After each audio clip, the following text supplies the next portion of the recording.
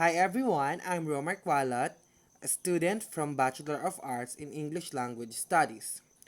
On our final requirement, our professor asked us to create a video presentation showing a second language acquisition using Krashens hypothesis. So let's begin. Krashens monitoring model evolved in the late 1970s in a series of articles, Krashens 1977-1978, and was elaborated and expanded in a number of books, Krashens 1981, 1982, 1985, Krashens and Terrell 1983. Krashens' theory has achieved a considerable popularity among second language teachers in the United States. On the other hand, the theory has been seriously criticized on a various grounds by second language researchers and theorists rather.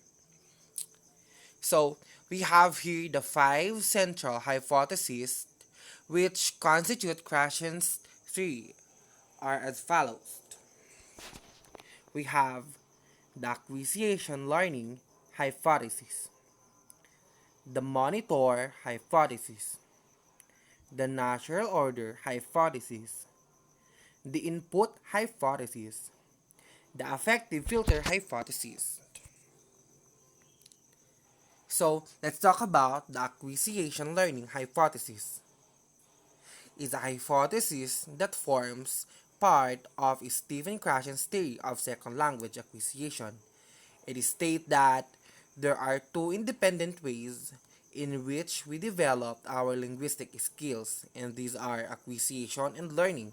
According to Krashens, acquisition is more important than learning. Furthermore, the acquisition learning hypothesis states that both children and adults acquire language via access to innate language. Also, learning does not turn into acquisition. Our conscious learning process and our subconscious acquisition process are mental exclusive. So next, we have the monitor hypothesis. The monitor is a device for watchdogging one's output, for editing and making alteration or corrections as they are consciously perceived.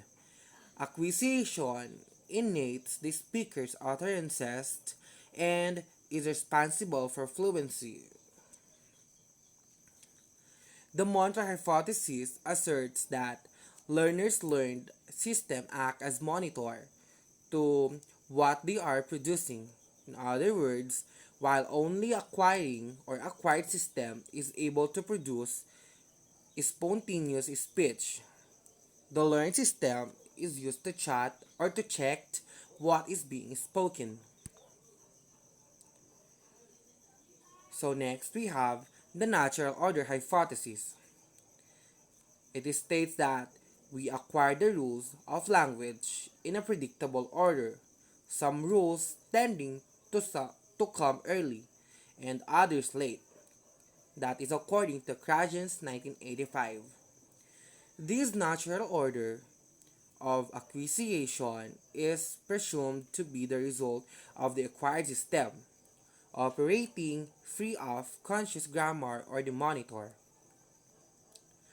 The natural order hypothesis is the idea that children learning their first language acquire grammatical structure in a predetermined natural order and that some are acquired earlier than others. This idea has been extended to account for second language acquisition in Krashen's theory of language acquisition. Next, we have the input hypothesis. This states that learners progress in their knowledge of the language when they comprehend language input that is slightly more advanced than their current level. Krashens called this level of input I plus 1, where I is the learner's interlanguage and plus 1 is the next stage of language acquisition. The input hypothesis. This states that learner progress in their knowledge of the language when they comprehend language. So next is the affective filter hypothesis. Krashens, Krashens maintained that acquirer needs to be open to the input that when the affective is up, the learners may understand what is seen and read, but the input will not reach the LAD. These occur when the acquirer is unmotivated, lacking in confidence, or concerned with failure. The filter is down when the acquirer is not anxious and is intent on becoming a member of the group, speaking the target language. So we have here the summary of Krashen's 5 hypotheses. For the natural order hypothesis, we acquire the rules of language in a predictable order. For the acquisition learning hypothesis, adults have two distinctive ways of developing competencies in second languages or in second language. Acquisition, that is by using language for real communication. Learning, knowing about language. That is according to Krashens and Terrell 1983. The monitor hypothesis. Conscious learning can only be used as a monitor or an editor. Krashens and Terrell 1983. The input hypothesis.